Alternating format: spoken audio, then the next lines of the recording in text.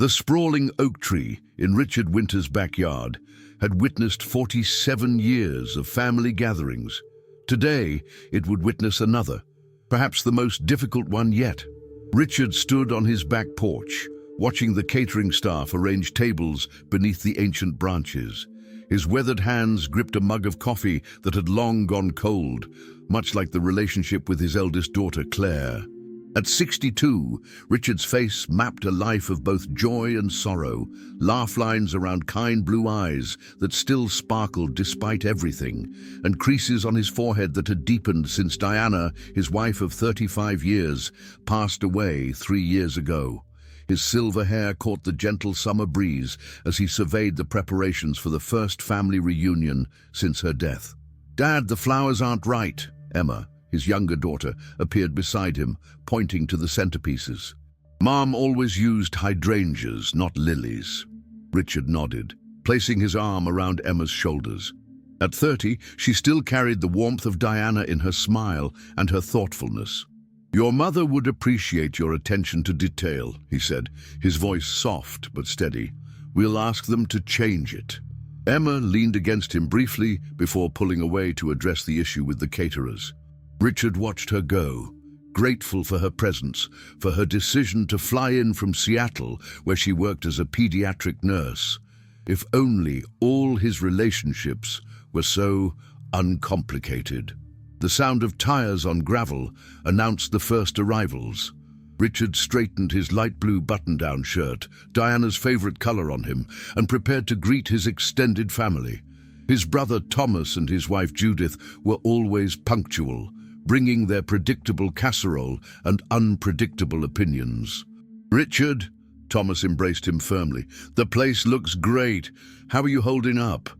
"One day at a time," Richard replied, with the practiced phrase he'd developed since Diana's passing. More cars arrived, filling the circular driveway of the colonial home Richard had built with his own hands when he and Diana were newlyweds. Nephews, nieces, cousins, they all came bearing dishes and memories, their voices gradually filling the backyard with the comfortable cacophony of family. Richard maintained his post on the porch, greeting each arrival with genuine warmth despite the hollow feeling in his chest. Diana should have been beside him, her hand in his, her laughter mingling with the sounds of their family. Instead, he stood alone, the widower hosting his first solo family gathering. And then a sleek black SUV pulled up, the last to arrive. Richard's heart quickened as he recognized Claire's vehicle. His eldest daughter, now 35, stepped out wearing large designer sunglasses and a crisp white sundress that probably cost more than Richard's monthly pension. Her husband, Marcus, followed. Their 2 children, Lily, 14, and James, 10, trailing behind, eyes glued to their electronic devices. Claire's success as a corporate attorney in Boston had been a source of pride for Richard until it began to create a distance between them. After Diana's death, that distance had widened into a chasm. Their conversations, once filled with shared jokes and mutual respect, had become stilted and formal. Claire's visits became rarer, her calls shorter. Richard descended the porch steps, arms outstretched in welcome. "Claire, it's so good to see you," he said, embracing her stiffly as she barely returned the gesture. "Hi, Dad," she replied, her tone businesslike. "Sorry we're late. Conference call ran long." Richard bent down to hug his grandchildren, but received only distracted pats in return. "Come on in. Everyone's out back. Emma's here, and she's been asking about you." Claire nodded, guiding her family toward the backyard. Richard noticed how she surveyed the house. The slight droop of the gutter he hadn't fixed yet, the fading paint on the window frames.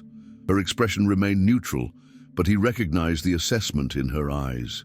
As they walked through the house, Claire paused at the living room. "You still haven't changed anything," she remarked, gesturing to Diana's reading chair and the family photos arranged exactly as they had been 3 years ago. "Some things don't need changing," Richard replied quietly.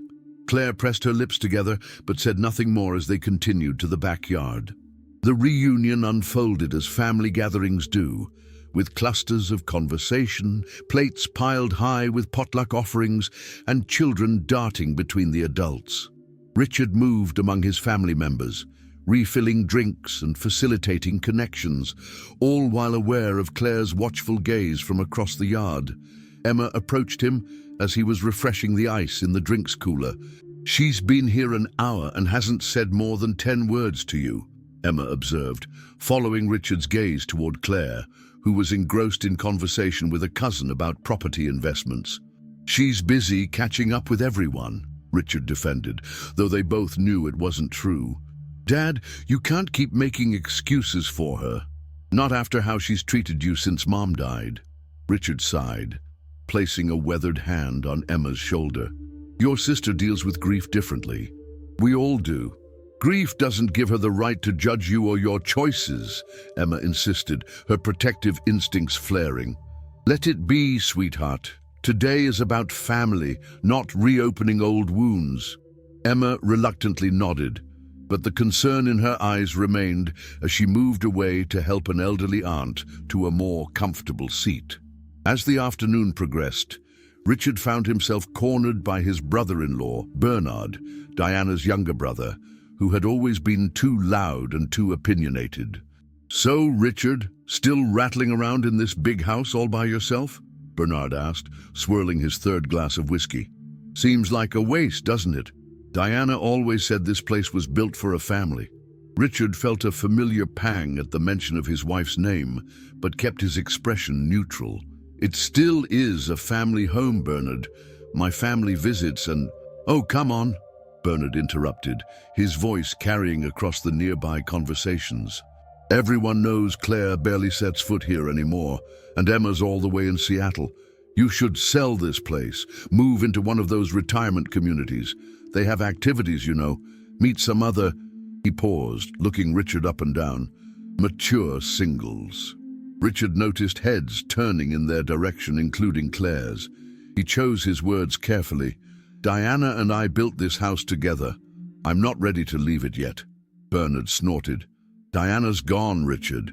3 years now. Holding on to this place won't bring her back." The words hit like a physical blow, but Richard maintained his composure. "If you'll excuse me, Bernard, I need to check on the dessert table." As Richard walked away, he could feel Claire's eyes following him. The tension that had been building all day seemed to crackle in the air between them, a storm gathering strength before breaking. The golden hour cast long shadows across the lawn as the reunion began to wind down. Children, tired from play, sought out parents. Elderly relatives made their farewells, citing the long drive home. Richard found himself standing near the dessert table, watching his family with a mixture of contentment and melancholy. Claire approached, her posture rigid, her expression unreadable behind her designer sunglasses, which she had yet to remove despite the fading light. "Dad, we should talk about the house," she said without preamble. Richard felt a weight settle in his stomach.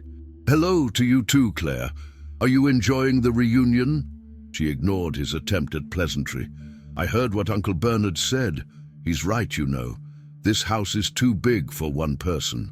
It's impractical." "It's my home," Richard replied simply. "It's a financial burden and a safety hazard. The steps to the second floor are steep, the maintenance is constant, and the property taxes must be astronomical." Richard gestured to the yard around them. "I manage just fine, Claire." "Do you?" She removed her sunglasses, revealing eyes so like Diana's that it sometimes hurt Richard to look into them. "The gutters are sagging, the garden is overgrown, and I noticed at least 3 loose boards on the back deck. Mum would be—" "Don't," Richard interrupted, his voice suddenly sharp. "Don't tell me what your mother would think." Claire's eyebrows rose at his uncharacteristic firmness, but she pressed on. "Someone has to say it, Dad. You're not taking care of yourself or this place. You need to be practical. Life isn't just about practicality, Claire. When you're a widower in your 60s living alone, it should be," she countered. Richard noticed Emma watching them from across the yard, concern etched on her face. Other family members were beginning to glance their way as well, sensing the tension. "Claire, Richard said softly. Let's talk about this another time. Today is about family. This is about family. About what's best for you, which affects all of us. Emma and I worry about you up here all alone. Emma has never expressed any concern about me living here, Richard pointed out. Claire's expression hardened. Because Emma still sees you through rose-colored glasses. She visits twice a year and calls once a week. She doesn't see what I see, a man stuck in the past, refusing to move forward. Richard felt a flash of anger, but suppressed it. And what is it that you see, Claire? You who visit once a year, if that, who calls on holidays and birthdays, but otherwise seems to have forgotten you have a father. The words hung in the air between them, heavier than Richard had intended. Claire's face flushed. I have a life, Dad. A career, children, responsibilities. I can't just drop everything to check on you whenever I feel like it. I've never asked you to. No, you never ask for anything. You just exist here, surrounded by Mom's things, living like some sort of caretaker of her memory, instead of having a life of your own. More family members were openly watching now. Emma had started moving toward them, sensing the escalating tension. Is that what you think? Richard asked quietly. That I'm just existing? What would you call it? Claire gestured around them. Nothing has changed since she died. Her clothes are still in the closet, her books on the shelf, her garden supplies in the shed. It's like some sort of shrine. Richard took a deep breath, feeling the eyes of his family upon them. Claire, this isn't the time or place. When is the time, Dad? You avoid these conversations on the phone. You change the subject in my emails. When exactly are we supposed to discuss the fact that you're wasting away in this mausoleum? The word struck Richard like a physical blow. Mausoleum. Is that how she saw the home he and Diana had built with their own hands, where they had raised their daughters, celebrated birthdays and anniversaries, weathered storms both literal and figurative? Emma reached them, placing a hand on Richard's arm. Everything okay here? Fine, Claire snapped. Just trying to have an adult conversation with Dad about his future. His future is his to decide, Emma countered, her usually gentle voice firm. Of course you'd say that. You're not the one who will have to deal with the consequences when he falls down those stairs or can't maintain the property anymore. Richard held up a hand.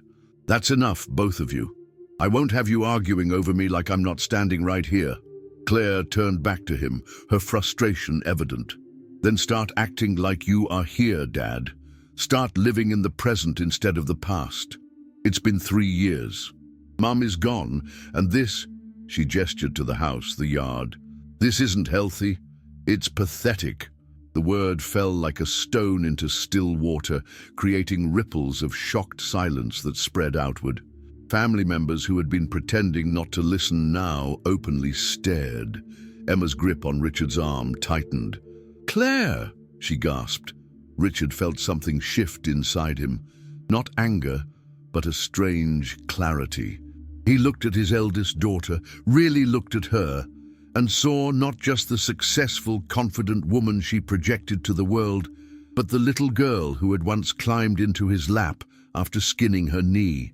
The teenager who had wept in his arms after her first heartbreak, the young woman who had danced with him at her wedding. And he saw her pain, the grief she had never properly processed, channeled instead into ambition and control, into trying to fix everything around her because she couldn't fix the one thing that mattered, the absence of her mother.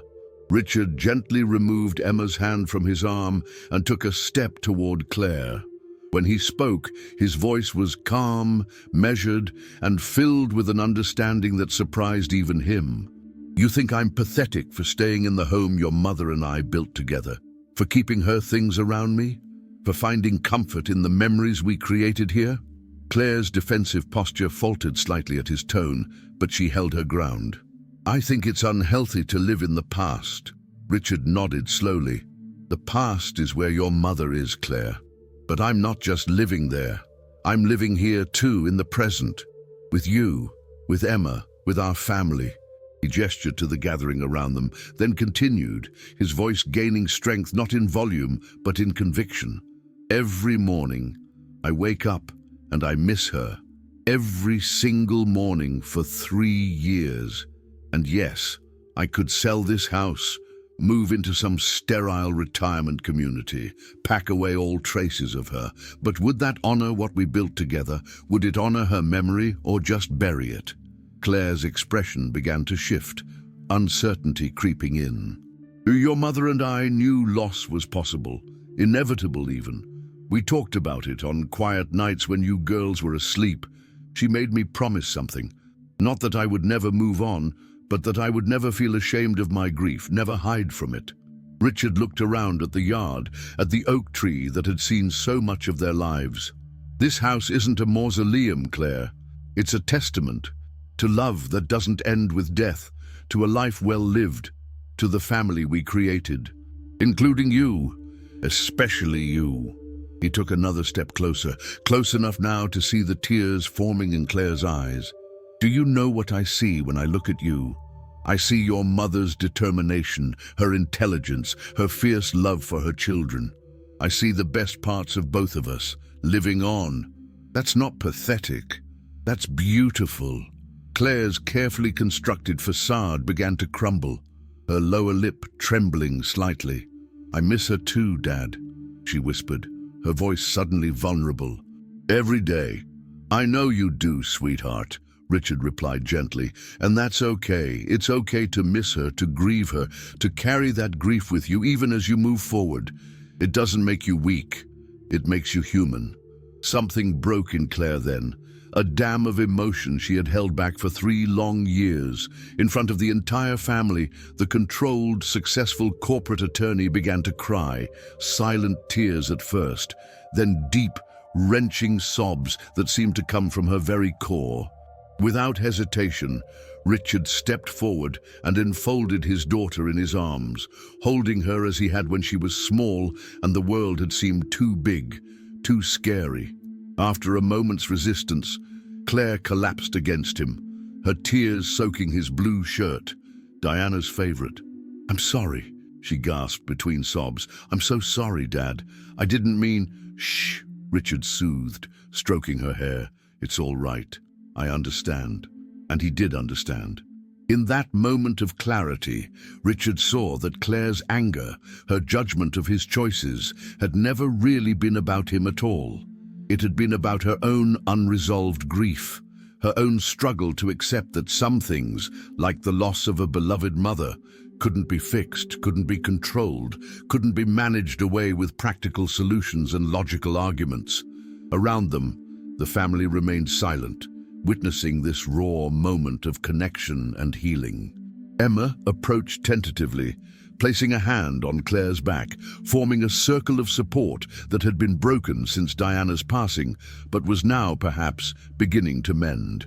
As the sun dipped lower in the sky, casting long shadows across the yard, Richard held his daughters close, feeling for the first time in 3 years that perhaps the future held more than just memories of the past. Perhaps it held healing, understanding, and new memories to be made, all within the embrace of the home he and Diana had built together. The morning after the reunion dawned clear and mild, the kind of summer day Diana had loved most.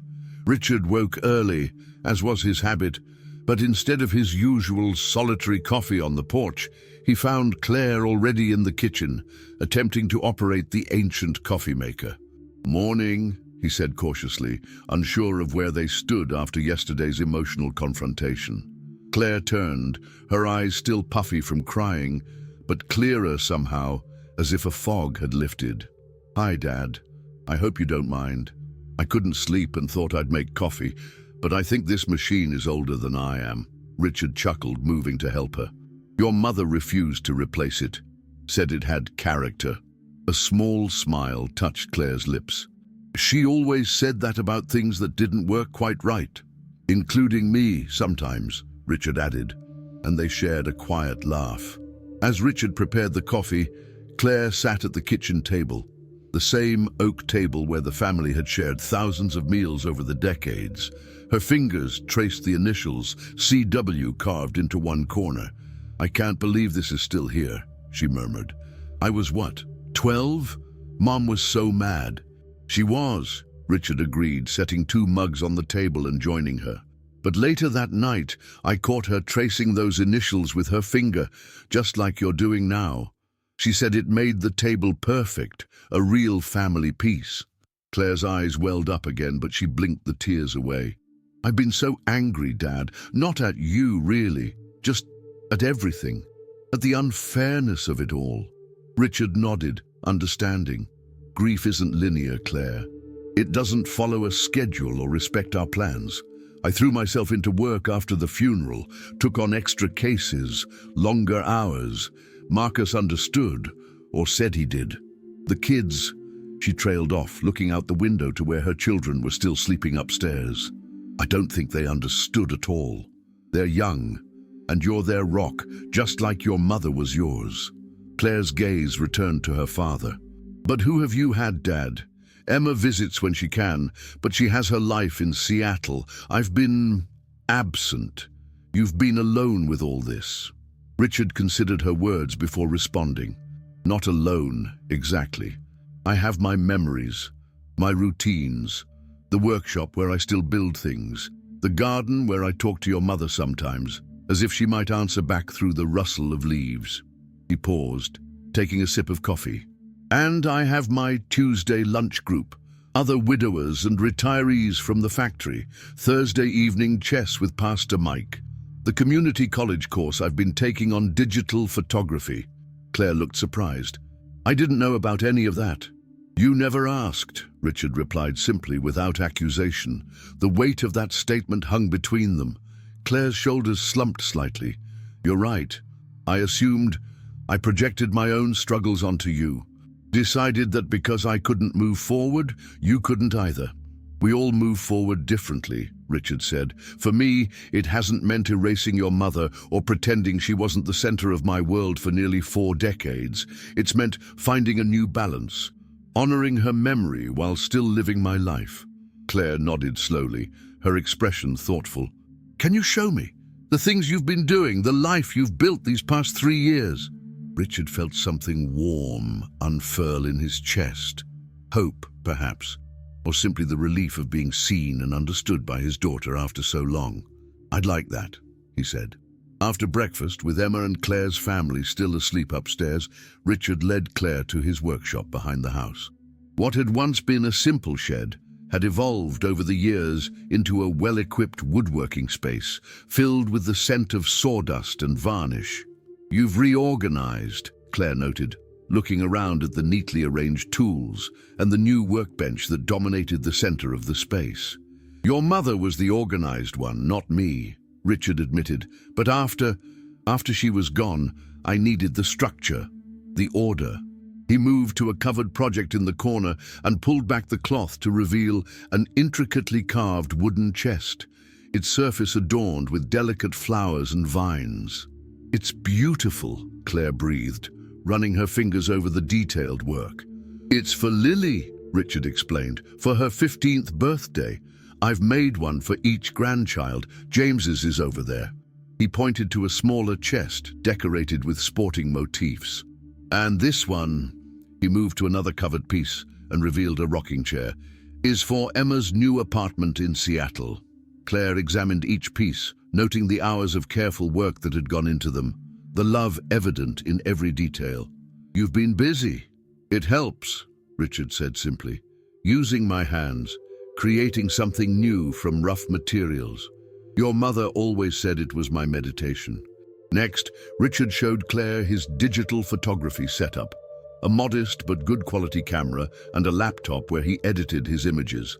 On the screen was a slideshow of his work, close-ups of frost patterns on leaves, an elderly couple holding hands on a park bench, the town's historic clock tower at sunset. "These are really good, Dad," Claire said, genuine admiration in her voice. "I had no idea you were interested in photography." "Neither did I," Richard admitted with a small smile. "But after your mother died, I found myself noticing details more, the play of light on water, the expressions on people's faces when they think no one is watching. I wanted to capture those moments.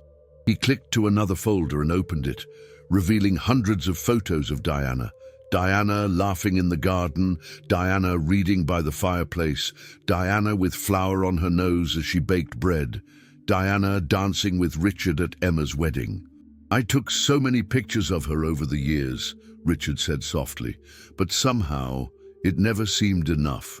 There are still angles of her smile I wish I'd captured, expressions I can almost but not quite remember. Claire placed a hand on her father's shoulder, feeling the solid strength that had always been there, even in his grief. "You really loved her," she said, as if seeing this fundamental truth clearly for the first time in years. Richard looked at his daughter, surprised. "Of course I did. She was everything to me, still is in many ways." "I know, but—" Claire struggled to articulate her thoughts. "I think I always took it for granted. Your relationship, the foundation it created for our family. Then when she was gone, I couldn't bear to see you grieving because it reminded me of what we'd all lost." Richard nodded in understanding. "And the house, with all its memories, was too painful," Claire finished. "Every corner holds some echo of her. I thought it must be torturing you to stay here, but really it was me who couldn't face it." They stood in silence for a moment, looking at the photos of Diana, the woman who had been wife, mother, the heart of their family. "Would you like to see her garden?" Richard asked finally. "It's different now, but still beautiful in its way." Claire nodded, and they made their way to the backyard where the reunion had been held just yesterday. In the morning light, Richard led her to a section beyond the main yard, where a small garden flourished with an organized wildness that had been Diana's signature style. "Mom's roses," Claire murmured, bending to touch the delicate pink blooms that had been her mother's pride and joy. "And her herbs, though I've added some varieties she never tried." Richard pointed to neat rows of fragrant plants. "The vegetable garden is mine now. Smaller than hers, but it gives me what I need." Claire looked around at the thriving space, noting the careful tending, the signs of regular care and attention. "You've kept it alive," she said, her voice thick with emotion. "Changed it. But yes," Richard agreed, "just like I've tried to do with my life, honoring what was while creating something new." Claire turned to her father, really seeing him perhaps for the first time since her mother's death, not as a figure to be pitied or managed, but as a man who had faced devastating loss and chosen to continue living, fully, meaningfully, in his own way. "I'm sorry, Dad," she said, the words carrying the weight of 3 years of misunderstanding. "I'm sorry for not seeing you clearly, for assuming I knew what was best, for calling you—" She faltered, unable to repeat the word from yesterday. "Pathetic?" Richard supplied gently. Claire nodded, ashamed. "It was cruel and wrong. You're the furthest thing from pathetic. You're—" She searched for the right word. "Inspiring, actually." Richard felt tears prick his eyes at this unexpected praise from his eldest daughter, who had always been sparing with her approval. "Thank you," he said simply. "That means a great deal coming from you." As they stood in Diana's garden, surrounded by the plants she had loved, the birds she had fed, the sun warming their faces just as it had warmed hers, something shifted between father and daughter, a reconciliation that went beyond words, a reconnection that had been 3 years in the making. From the back porch came the sounds of the house awakening, Emma's voice, the children's footsteps, the clatter of breakfast preparations, the present calling them back from their journey through the past. "We should join the others," Claire said, but she made no move to leave, seeming reluctant to break this newfound connection. "We should," Richard agreed, equally hesitant. "But Claire—" She looked at him questioningly. "I want you to know, your mother would be proud of you. The career you've built, the mother you've become, the strength you've shown, even in your grief, especially in your grief." Claire's eyes filled with tears again, but this time they were healing tears, not the bitter ones of yesterday. "Do you really think so?" Richard nodded, certain. "I know so. She always said you had a determination and my heart, though you kept it well hidden. Claire laughed softly through her tears. That sounds like Mom. Together they walked back toward the house where the rest of the family waited. As they approached, Richard noticed something he hadn't seen in years, Claire's stride matching his, just as it had when she was a little girl and he had taught her to walk, her tiny hand in his, her eyes trusting him to guide her safely home. The kitchen was a hub of cheerful chaos when Richard and Claire returned from the garden. Emma was at the stove, flipping pancakes, while Lily and James sat at the counter, still in their pajamas, squabbling good-naturedly over the last of the orange juice. Marcus looked up from his newspaper, raising an eyebrow at the sight of his wife and father-in-law entering together, a visible change in the atmosphere between them. "Well, look who's finally up," Emma teased, though her eyes were sharp as they moved from Claire to Richard, assessing the situation. "Everything okay?" "Better than okay," Claire replied, moving to help with breakfast. "Dad was just showing me his workshop and Mum's garden." Emma's surprise was evident, but she recovered quickly. "Dad's become quite the photographer too. Did he show you his nature series?" "He did," Claire said, meeting her sister's gaze with a silent message of understanding that brought a smile to Emma's face. Breakfast unfolded with an ease that had been missing from family gatherings since Diana's death. Richard found himself watching his family, Claire laughing at something Marcus said, Emma teaching Lily how to perfectly flip a pancake, James showing Richard a new game on his tablet, and feeling a fullness in his heart that had been absent for too long. After they had eaten, Claire surprised everyone by suggesting a family outing. "There's that trail by Miller's Creek that Mom used to love," she said, looking to Richard for confirmation. "The one with the old covered bridge?" Richard nodded, memories flooding back. "Diana's favorite spot for picnics when you girls were young." "Can we go there today, all of us?" Claire asked, glancing around the table. "Before Emma has to catch her flight tonight and before we head back to Boston tomorrow." The suggestion was met with enthusiasm from Emma and a shrug of acceptance from Marcus. The children, however, were less enthused. "But there's no Wi-Fi in the woods," James protested, clutching his tablet. "Exactly," Claire replied with unexpected firmness. "We could all use a break from screens. Grandpa can bring his camera and show you how to take nature photos." Richard felt a surge of pleasure at being included in this way, at Claire acknowledging his new interest and offering him a role to play with his grandchildren. "I'd like that," he said, directing his words to James and Lily. "Your grandmother taught me to see beauty in unexpected places. Perhaps I can teach you the same." To his surprise, both children showed genuine interest, particularly Lily, who had always had an artistic streak. They spent the afternoon at Miller's Creek, walking the familiar trails that wound through stands of maple and birch.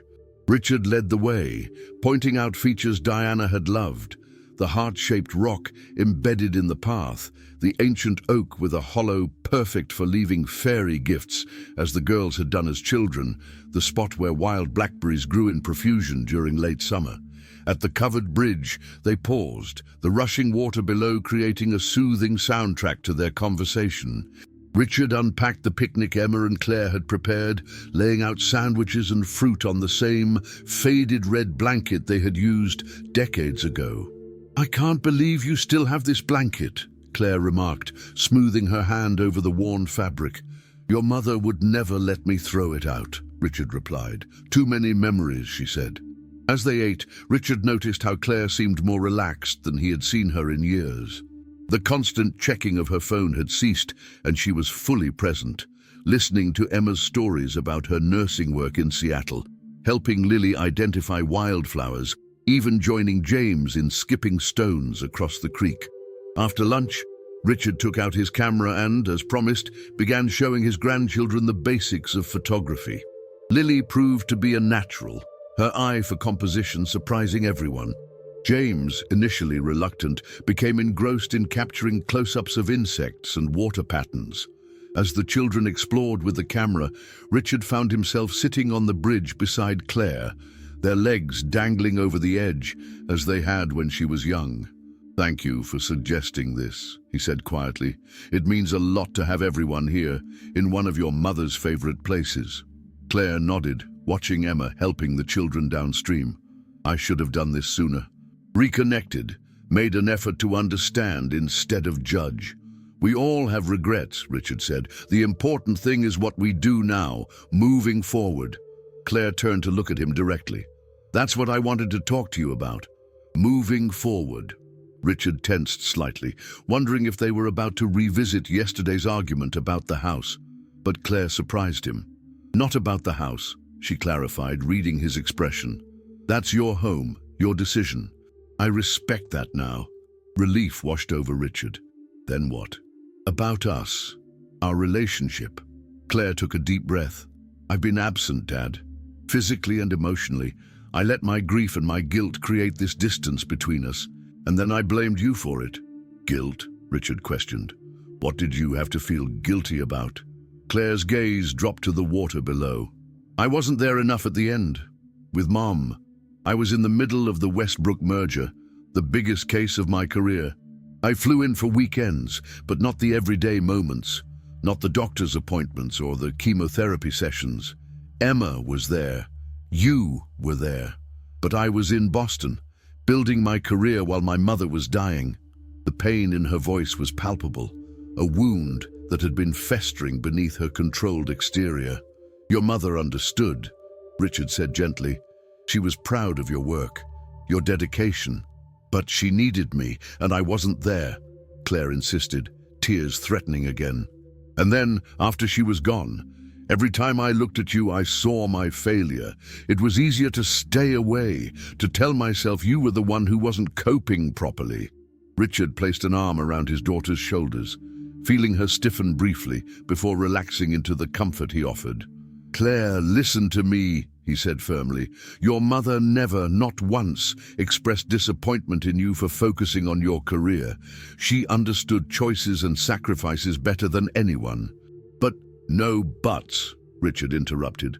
"The last time you visited before she passed, do you remember what she said to you?" Claire shook her head, tears now flowing freely.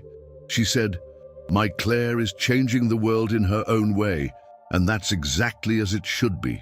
She was so proud of you, sweetheart. We both were, still are." Claire wiped her eyes, absorbing his words. "I've made such a mess of things since she died. Not just with you, but with Marcus, with the kids. I've been so focused on control, on fixing everything around me, that I've missed what's most important." "It's not too late," Richard assured her. "Not for any of it." Down by the creek, James called out excitedly, having captured a photo of a blue heron landing on a rock. Claire and Richard watched as Marcus joined his son, genuine interest on his face as he examined the image on the camera. "You're right," Claire said softly. "It's not too late." She straightened her shoulders, a familiar determination entering her expression, but softer now, tempered with understanding. "I want to change things, Dad, starting today. I want to be more present, more connected, not just with you, but with all of us, as a family." Richard squeezed her shoulder gently. "That sounds like a wonderful goal."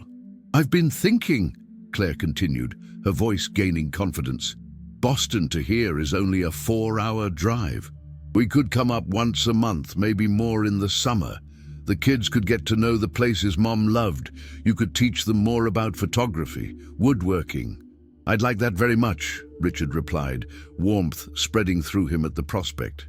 "And," Claire hesitated, then forged ahead, "I'd like to learn more about what you've been doing these past 3 years.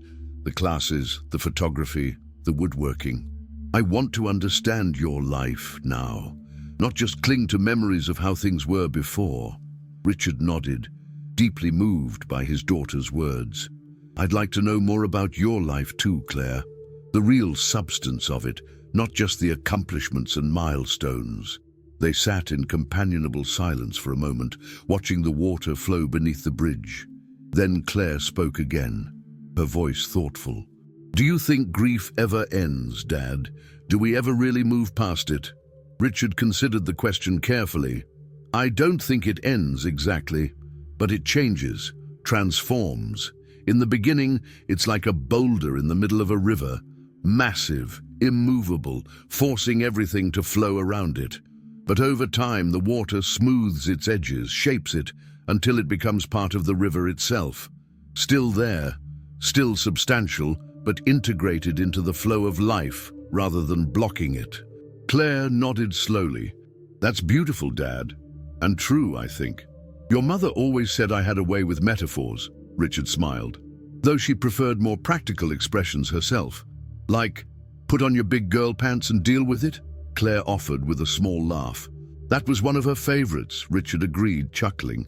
"Especially with you. She always said you needed directness, where Emma responded to gentleness." "She knew us so well," Claire mused. "Both of us." "Ah, she did," Richard confirmed, "and she would be so happy to see us here together, finding our way back to each other." From downstream came the sound of laughter as Emma slipped on a mossy rock, nearly falling into the creek before Marcus caught her arm. The moment of shared humor seemed to break the last of the tension that had lingered between them. "We should join them," Claire suggested, rising and offering her hand to help Richard up. As they walked together toward the rest of the family, Richard felt a shift in the air around them. Not just the pleasant summer breeze, but something more significant, a change in the emotional weather that had been stormy for so long. For the first time in 3 years, he allowed himself to believe that his family might truly heal, that the fractures created by Diana's absence might not be permanent after all. Different, yes, changed by the experience of loss and grief, but whole again in a new way. The evening found them back at Richard's house, gathered in the living room, with takeout containers from Diana's favorite Chinese restaurant scattered across the coffee table. Emma's flight had been delayed by 3 hours, giving them unexpected additional time together.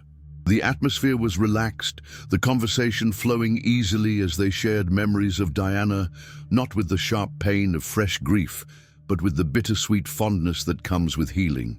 "Remember when Mom tried to make her own sushi?" Emma laughed, reaching for the last spring roll. "Dad, you were finding rice in the kitchen for weeks." "Months," Richard corrected with a grin.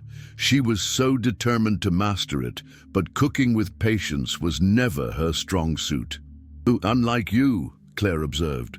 "You always had the patience of a saint in the kitchen, in everything, really." Richard shrugged modestly.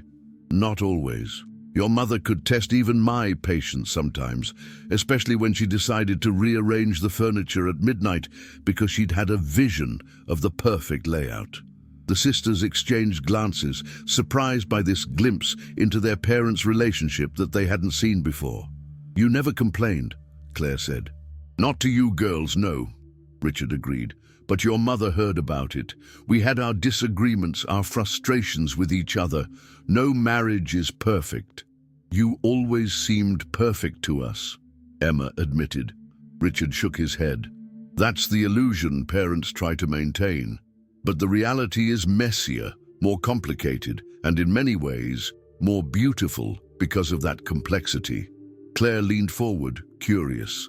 "What did you and Mom argue about?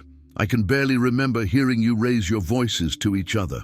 Richard considered the question, thinking back over decades of marriage. "Small things, mostly. Her impulse spending versus my careful budgeting. My tendency to retreat into silence when upset versus her need to talk everything through immediately." He paused, remembering. "But there were bigger issues too. When I wanted to leave the corporate job to start my own construction business, your mother was terrified. We had 2 young daughters, a mortgage. She thought I was being reckless." "Really?" Emma looked surprised. "Mom always seemed so supportive of your business." "She became supportive," Richard clarified, "but not at first. We had some spectacular arguments about it. She didn't speak to me for 3 days at one point." Claire and Emma exchanged shocked glances, this revelation contradicting their childhood impression of their parents' perfect harmony. "What changed her mind?" Claire asked.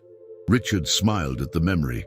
"I came home one day and found her at the kitchen table with spreadsheets everywhere. She'd analyzed every aspect of our finances, created contingency plans, budgeted for worst-case scenarios. Then she looked up at me and said, "Okay, Richard, I've run the numbers. We can make this work, but if we end up living in a cardboard box, I'm going to say I told you so every single day." They all laughed, recognizing Diana's practical approach to life's challenges. "The point is," Richard continued, "what you girls saw as a perfect marriage was actually something better. An imperfect relationship where both people chose to work through the difficulties, to compromise, to grow together rather than apart." Marcus, who had been quiet for much of the evening, spoke up. "That's rare in my experience. Most people either avoid the hard conversations or use them as weapons." Richard regarded his son-in-law thoughtfully. "Diana had a saying about that. In a good relationship, disagreements are about finding solutions, not assigning blame." Claire reached for Marcus's hand, a silent communication passing between them that Richard noted with interest. "We could learn from that," she said quietly to her husband, who nodded in agreement. As the evening progressed, the conversation shifted to practical matters.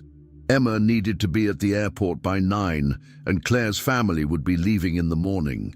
Plans were made for future visits, with Claire reiterating her commitment to monthly trips. "And Thanksgiving," she added firmly. "We'll all come here for Thanksgiving this year. No excuses." "I'd like that," Richard said, his heart lifting at the prospect of a holiday filled with family again. As Emma went upstairs to finish packing and the children became absorbed in a board game Richard had unearthed from the closet, Claire pulled her father aside into the kitchen. "There's something else I wanted to talk to you about," she said, her expression serious. Richard felt a flicker of concern. "What is it?" "It's about Marcus and me," Claire admitted, keeping her voice low. "Things haven't been great between us for a while now." Richard nodded, unsurprised. He had noticed the tension between them, the careful politeness that often masked deeper issues. "Since Mom died, I've been different. Harder, more focused on work, less present at home. Marcus has been patient, but patience has limits," Richard finished for her. "Yes," Claire agreed. "We've been talking about separation. Before this weekend, I was convinced it was the right decision. Clean break, efficient divorce, shared custody arrangement." She spoke of her marriage in the same pragmatic terms she might use for a business deal. "And now?" Richard prompted gently. Claire looked out the kitchen window to where Marcus was now helping the children with their game, his expression more relaxed than it had been all weekend. "Now I'm not so sure," she admitted.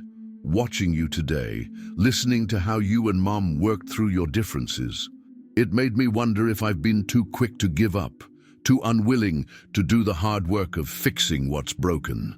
Richard chose his words carefully, aware of the significance of this conversation. "Marriage is never easy, Claire. Even the best ones require constant attention, adjustment, compromise. Like Mom with your business decision," Claire noted. "Exactly. She could have remained opposed, could have made it impossible for me to pursue that dream. Instead, she found a way to support me while still addressing her legitimate concerns." Claire was quiet for a moment, processing his words. "I think I've forgotten how to compromise. In my work, decisiveness is valued. Black and white thinking, clear right and wrong. I've brought that approach home with me, and it doesn't work there." "It rarely does in relationships," Richard agreed. "The gray areas are where most of life happens." "I want to try, Dad," Claire said with sudden conviction. "With Marcus, with the kids. I want to find my way back to being the person I was before grief made me so brittle and controlling." Richard smiled, recognizing Diana's influence in their daughter's moment of self-awareness. "Your mother would be proud of you right now. She always said the true test of character wasn't avoiding mistakes, but having the courage to correct them." Claire hugged him then, a real embrace unlike the stiff, formal ones they had exchanged in recent years. "Thank you, Dad, for not giving up on me, even when I made it so difficult." "Never," Richard assured her. "You're my daughter. That doesn't change no matter what." When they rejoined the others, Richard noticed a subtle shift in Claire's interaction with Marcus, a gentleness that had been absent before, a tentative reaching out that her husband seemed to welcome with cautious optimism. As they prepared to take Emma to the airport, Richard found himself standing in the entryway, looking at a family photo that had been taken on their last vacation with Diana. They had gone to the beach, despite her weakening condition, because she had insisted on feeling the ocean one more time. In the photo, Diana sat in a beach chair, wrapped in blankets despite the summer heat, her face thin but radiant as she watched her family play in the surf. Richard stood beside her, one hand on her shoulder, his expression a complex mixture of love and anticipation of loss. "She knew, didn't she?" Claire said quietly, coming to stand beside him. "In this picture. She knew she wouldn't see another summer." Richard nodded, his throat tight with emotion. "She did. We both did, though we didn't say it aloud. That's why this trip was so important to her, one last time with all of us together." Claire slipped her arm through his, leaning against his shoulder as she had done as a child. "We're together now, Dad. Different, changed by her absence, but still a family." "Yes," Richard agreed, his voice steady despite the emotion welling within him. "Still a family. Always." 6 months later, Richard stood in his kitchen, checking the turkey roasting in the oven. Thanksgiving preparations were well underway, with the scent of sage and rosemary filling the house. Through the window, he could see fresh snow beginning to fall, adding a picture-perfect touch to the holiday scene. So much had changed since the family reunion in summer. True to her word, Claire had visited at least once a month, sometimes bringing the whole family, sometimes coming alone for quiet weekends with her father. Each visit had strengthened the bridge they had begun rebuilding, creating a new relationship founded on mutual respect and understanding, rather than the friction of mismatched expectations. The sound of tires on the driveway announced their arrival now. Richard wiped his hands on a dish towel and went to the front door, watching as Claire's SUV pulled up, followed closely by Emma's rental car. The scene that unfolded warmed his heart, despite the November chill. Claire emerged from the driver's seat, looking more relaxed than she had in years. Her hair, which had always been pulled back in a severe style, now fell in soft waves around her face. Marcus helped the children from the back seat, their excited voices carrying in the crisp air as they pointed at the falling snow. From the second car, Emma emerged with her new boyfriend, David, a pediatric surgeon she had met at the hospital in Seattle. It was their first holiday together, and Richard had been touched when Emma asked if she could bring him to meet the family. "Dad!" Claire called, hurrying up the path to embrace him. "Happy Thanksgiving!" "Happy Thanksgiving, sweetheart," he replied, hugging her warmly before greeting the rest of the family. As they all moved into the house, shedding coats and boots in the entryway, Richard noticed with pleasure how Lily immediately went to the piano in the living room, Diana's piano, which had sat silent for too long. The teenager had started taking lessons after their summer visit, inspired by stories of her grandmother's love of music. James, now 11, approached Richard with a tablet in hand. "Grandpa, I edited those photos we took at the creek last month. Want to see?" "Absolutely," Richard replied, genuinely interested in his grandson's newfound hobby. The monthly visits had revealed a shared passion for photography that had created a special bond between them. As the family settled in, Richard observed the subtle but significant changes in their dynamics. Claire and Marcus moved in harmony, the tension that had marked their relationship during the summer reunion now replaced by an ease born of hard work and renewed commitment. Emma and David radiated the gentle glow of new love, their happiness adding to the warmth of the gathering. In the kitchen, preparing the meal became a family affair.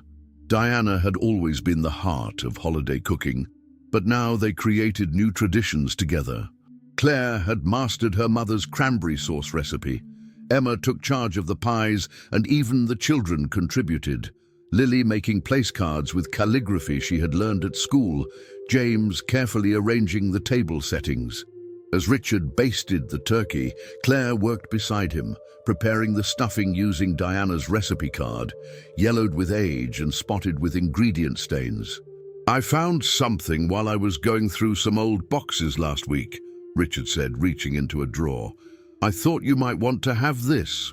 He handed Claire a small, worn journal with her mother's distinctive handwriting on the cover. Recipes and remedies. Claire's eyes widened as she took it reverently. "Mum's recipe journal? I thought this was lost years ago."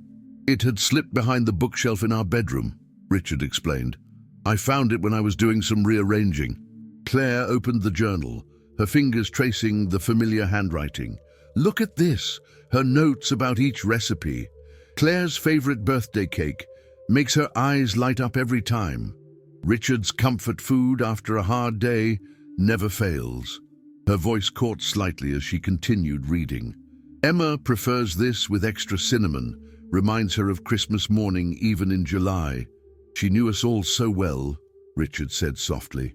"Our tastes, our preferences, what would bring each of us comfort or joy." Claire nodded, closing the journal carefully. "I'm going to try every recipe in here, Dad. Share them with Lily, pass them down." "Your mother would love that," Richard replied, his heart full. The day unfolded in a tapestry of moments. The meal shared around the dining table that had witnessed decades of family gatherings, games by the fireplace afterward, conversations that flowed from light-hearted teasing to deeper reflections on the year that had passed. As evening approached, Richard found himself on the back porch, watching the snow continue to fall in the gathering dusk. The cold didn't bother him.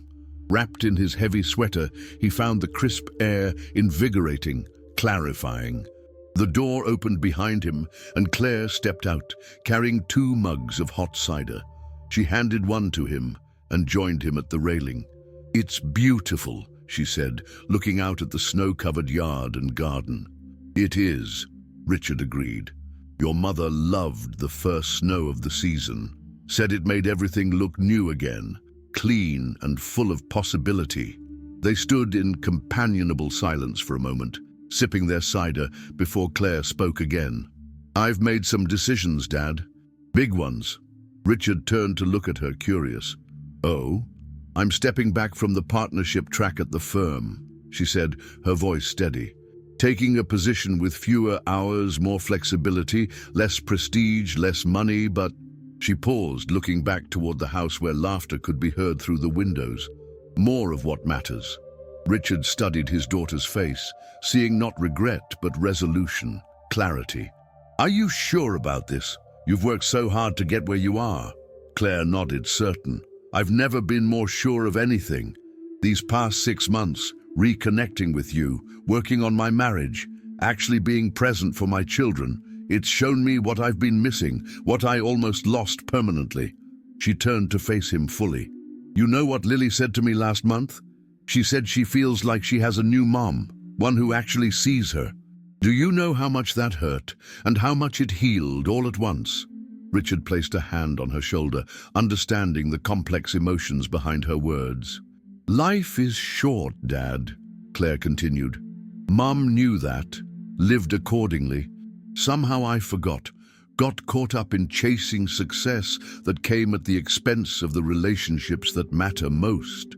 "It's never too late to change course," Richard said, echoing words Diana had often spoken. "No, it's not," Claire agreed. "Which brings me to my second decision. Marcus and I have been talking about moving back to this area." Richard couldn't hide his surprise. "Really? What about his job at the university?" "There's an opening at the community college here," Claire explained. "The pay is less, but the cost of living is lower too. We could get a place within 20 minutes of you." Hope rose in Richard's chest, but he tempered it with caution. "Claire, I don't want you to make decisions based on what you think I need. I'm doing fine on my own." "This isn't about what you need, Dad," Claire assured him. "It's about what we all need. Connection, family, roots. The kids deserve to grow up knowing their grandfather, not just seeing him on holidays and occasional weekends. Marcus and I want a slower pace, a community where we recognize faces at the grocery store." She gestured toward the town lights, visible in the distance. We've been so focused on climbing ladders that we forgot to ask if they were leaning against the right walls. Richard recognized Diana's influence in Claire's words, her wisdom that had shaped them all in different ways. "When did you get so philosophical?" he teased gently. Claire laughed. "Must be all those conversations with you these past months. You're rubbing off on me." The back door opened again, and Emma joined them, pulling her sweater tight against the cold. "What are you two doing out here? It's freezing." "Just talking," Claire replied, making room for her sister at the railing. "I was telling Dad about our potential move back to the area." "You told him before me," Emma protested good-naturedly. Then to Richard, "I'm moving back too, by the way. Seattle's great, but it's not home." Richard looked between his daughters, momentarily speechless. After years of solitude, of quiet holidays and empty rooms, the prospect of having his family nearby again seemed almost too good to be true. "Are you sure?" he asked both of them. "I don't want either of you making decisions you'll regret." Emma exchanged a glance with Claire before responding. "Dad, if these past few years have taught us anything, it's that life is unpredictable and precious. We've wasted too much time already. Besides," Claire added with a smile, "somebody needs to keep an eye on you and your Tuesday lunch group. Emma told me about your new friend Beverly, who keeps bringing you casseroles." Richard felt his cheeks warm, and not from the cold. "Beverly is just being neighborly. Her husband passed away last year, and she likes to cook." The sisters exchanged knowing looks. Emma teased. "Very neighborly of her to invite you to the senior center dance next month." Richard shook his head, feigning exasperation, but unable to hide his smile. "You two are as bad as your mother was. Always matchmaking." "Speaking of Mom," Claire said, her tone softening, "I think she'd be happy with how things have turned out, don't you? Not the way any of us expected or would have chosen, but life rarely follows our expectations," Richard finished. "She understood that better than anyone." The three of them stood together in the gentle snowfall, the light from the house creating a golden glow around them. From inside came the sound of Lily playing Silent Night on the piano, Diana's favorite carol, though it was still November, while Marcus and David's deeper voices could be heard teaching James a card game. In that moment, Richard felt Diana's presence more strongly than he had since her passing, not as a ghost or a supernatural visitation, but as the enduring influence of a life well lived, a love that had shaped them all and continued to do so even in absence. "She's still with us, isn't she?" Emma said softly, as if reading his thoughts. "In the way we've found our way back to each other, in the choices we're making now." "She is," Richard agreed, putting an arm around each of his daughters. "In all of us. In the family we are becoming." As they turned to go back inside, to rejoin the warmth and light of the gathering, Richard took one last look at the snow-covered garden where he still spoke to Diana sometimes. In the soft illumination from the house, he could almost see her there, not as she had been at the end, weakened by illness, but as she had been in the fullness of life, vibrant, determined, loving. "A happy Thanksgiving, my love," he whispered, too softly for his daughters to hear. And though it might have been just the wind through the bare branches of the oak tree, he could have sworn he heard her familiar laugh in response. A reminder that love, once given, is never truly lost, but lives on in the hearts and actions of those who remain. "Come on, Dad," Claire called from the doorway. "Lily's about to play the song you taught her, and James wants to show everyone his latest photos." Richard smiled and turned toward his family, toward the future they were building together, different from what any of them had imagined, but beautiful in its own way. "I'm coming," he replied, stepping back into the light. If you enjoyed this emotional journey through family, grief, and healing, please consider subscribing to the channel for more stories that touch the heart. Don't forget to leave a like and share your thoughts in the comments below. Your support helps bring more meaningful narratives like this one to life.